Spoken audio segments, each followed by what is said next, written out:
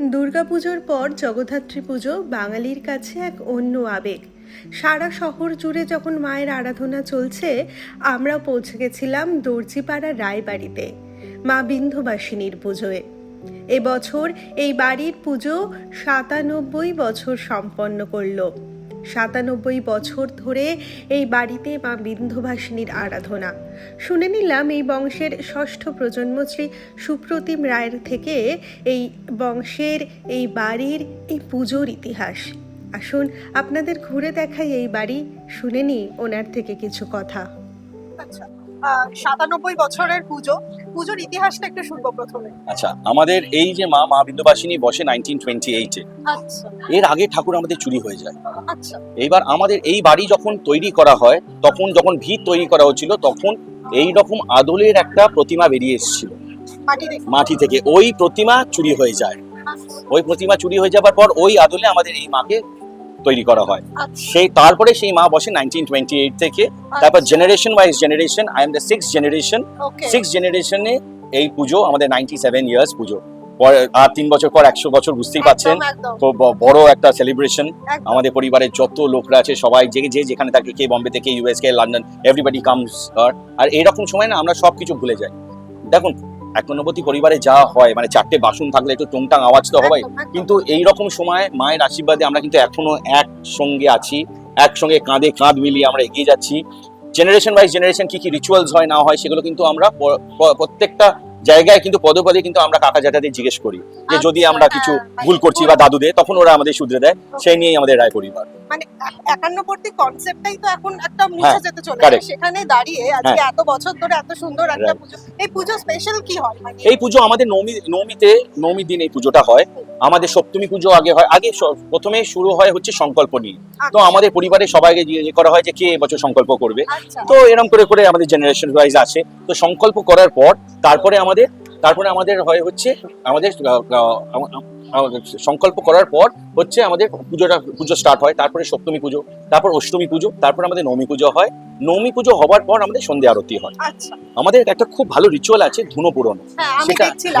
এটাতে আমি একটু বলবো, এটা খুব অসপিশিয়াস একটা জিনিস, যেখানে বাড়ির প্রত্যেক যারা ফ্যামিলি মেম্বার্সরা আছে তারা সবাই মিলে বসে মায়ের কাছ থেকে আশীর্বাদ নেয়।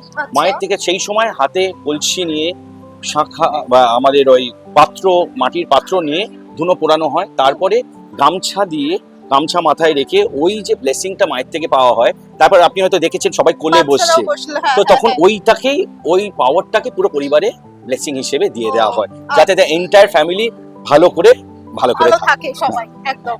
আর পুজো মানে একটা স্পেশাল জিনিস হচ্ছে মায়ের ভোগ। অ্যাবসলিউটলি। এখানে কি মানে? আচ্ছা, এখানে আমি বলবো আমাদের চাল চিনিটা ভোগ হয়। আচ্ছা, হ্যাঁ, তো এই জন্য আমাদের কিন্তু কোনো রকম ভাত বা খিচুড়ি হয় না। আমাদের লুচি, কচুরি এগুলোই আমরা ভোগ দেওয়া হয়। তারপরে আজকের পর তালকে হবে আমাদের ঘট ভাসানের পর হবে আমাদের মাছ ভাত খাওয়া।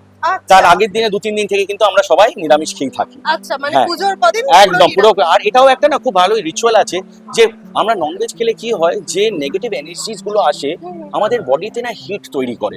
তো when you cannot be cool when you are doing the rituals, তাই জন্য অ্যাকচুয়ালি বলে যে মানে ভেজ খেতে, যাতে ইউ আর কাম ডাউন, মনে শান্তি করে যাতে মায়ের আরাধনা করে পুজো করা হয়। আচ্ছা, এই সময় তো পুজোটা হয়, দুর্গাপুজোর সময় তো কি এখানে পুজো? না, আমাদের দুর্গাপুজোর সময় আমাদের কলুটোলা রায়বাড়ি, আমাদের বদন চাঁদ রায় ফ্যামিলি, ওইখানে হয় আমাদের দুর্গাপুজো। এইখানে হয় আমাদের জগদ্ধাত্রী পুজো। আমাদের শালকিয়ার বাড়িতে হয় হচ্ছে আমাদের কৃষ্ণের পুজো। এরকম করে এক একটা বাড়িতে আমাদের অন্য রকমের পুজোগুলো হয়। আচ্ছা, মানে বিভিন্ন রূপে। যেমন আমাদের দুর্গাপুজো ছিল 168 ইয়ার্স। এরপর সেটা আমার ঠাকুর দাদা শুরু করেছিল, এইটা আমার ঠাকুমা শুরু করেছিল।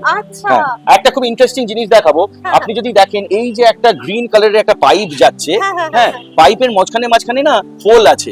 আচ্ছা, তখনকার দিনে এটা কিন্তু গ্যাসের লাইন ছিল, এখান দিয়ে আলো জ্বলতো। আর আমাদের এখানে ময়ূর ছিল, ময়ূর পাখনা খুলে যখন আরতি হতো তখন নাচতো। আচ্ছা, মানে বাড়িতেই ময়ূর ছিল। This is 1/3 of the house you are seeing. আপনি যদি দেখেন, এগুলো আমরা সিল করে দিয়েছি। আমাদের কিন্তু হিউজ হাউস। সেই নিয়ে আমাদের পুজো, আমাদের রায় পরিবার, ওইখানে হয় দুর্গা পুজো, এখানে হয় জগদ্ধাত্রী পুজো। এই নিয়ে হই করে আমরা 97 ইয়ার্স ধরে আমরা জগদ্ধাত্রী পুজো করছি। এবং আমি ইমাজিন করছি এখানে ময়ূর নাচছে এবং এখানে আলো জ্বলছে। It's marvellous. আমার ভেবেই এত ভালো লাগছে। সেই সময় সময় সাক্ষী থাকতে পারলে বোধহয় আরো অনেকটা বেশি আনন্দ। তাহলে একটু 97 ইয়ার্স পেছনে চলে যেতে হবে, সেটা একটুখানি বয়সটা এদিক ওদিক হয়ে যাবে। আমার মনে হয় সেটা ইমাজিন করে করাটাই ভালো। এই সময় তো বাড়িতে সবাই একসাথে হ্যাঁ। একত্রিত হওয়া, তারপরে যখন পুজোটা শেষ হয়ে যায় সবাই যে যার বাড়িতে এই টাইমটাকে নিশ্চয়ই এই টাইমটাতে আমরা খুব মিস করি। আর এই পুজোর আগে 7 দিন 10 দিন হই হচ্ছে, এইটা লাগবে ওইটাই লাগবে, লাস্ট মিনিট যা হয়। আর এত বড় বাড়ি তো কোথা দিয়ে, এই দেখুন না আপনি এক্সপেরিয়েন্স করে, এমন বৃষ্টি পড়লো হ্যাঁ, আমাদের ওই রিচুয়ালটার সময়, তখন মানে কি হয় ওই মানে ওই কোলে বসার ওই রিচুয়ালটা করতেই পারলাম না আমরা। তাই কত গেস্ট আসে, সবাই আটকে গেল, এত বিচ্ছিরি ভাবে বৃষ্টি হচ্ছে। বাট যাই হোক, মায়ের আশীর্বাদ, কিন্তু মায়ের টানে সবাই আসবে, সবাই আসে। আমাদের মা খুব জাগ্রত, মা বিন্দবাসিনী। একদিকে রয়েছে গোপালজি, আরেকদিকে রয়েছে আমাদের কৃষ্ণ। তো আমাদের ওই পুজোগুলো হয়, আমাদের এখানেই রথ টানা হয়, রথের সময় এখানেই হয়। হ্যাঁ, তো এই নিয়েই আমাদের মায়ের পুজো পুজো মানে চলছে।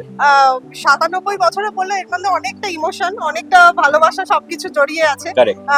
বাড়ি ছোট থেকে বাড়ির এনভায়রনমেন্ট কিরকম পেয়েছিলে সেটা একটু, খুব স্ট্রিক্ট? সত্যি কথা বলতে আমি আমার বাবাকে হারাই যখন আমি 2 বছর বয়স ছিল। আচ্ছা। কিন্তু আমাদের পরিবারটা এতটাই বড়, কখনো ওই জিনিসটা ফিল করিনি। হ্যাঁ, দাদু ঠাকুমা, মা, দিদি, কাকা, জ্যাঠা সবাই মিলে এমন করে গড়ে উঠেছি।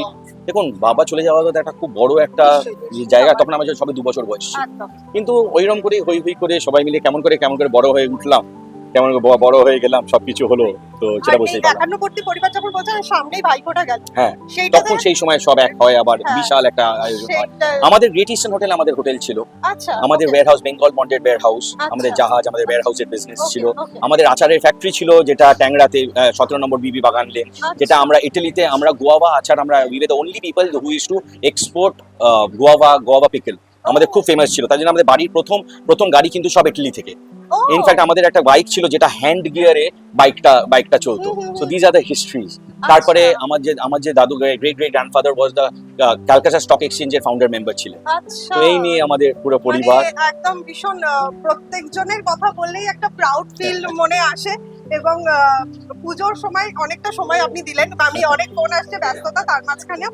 কিন্তু আরেকটা কথা যেটা দিয়ে শেষ করতে চাই ইন্টারভিউটা, সেটা হচ্ছে যে আমি পেপারে বললাম পুজো মানে আপনাদের একটা গয়না, সোনার গয়না, হ্যাঁ। একটা খুব ইয়ে আছে। এবং আপনি দেখতেই পাচ্ছেন, মানে হ্যাঁ, মানে আসলে আমরা হচ্ছে সোনার বেনে, হ্যাঁ, আমরা সোনার বেনে। So we come from Marwa.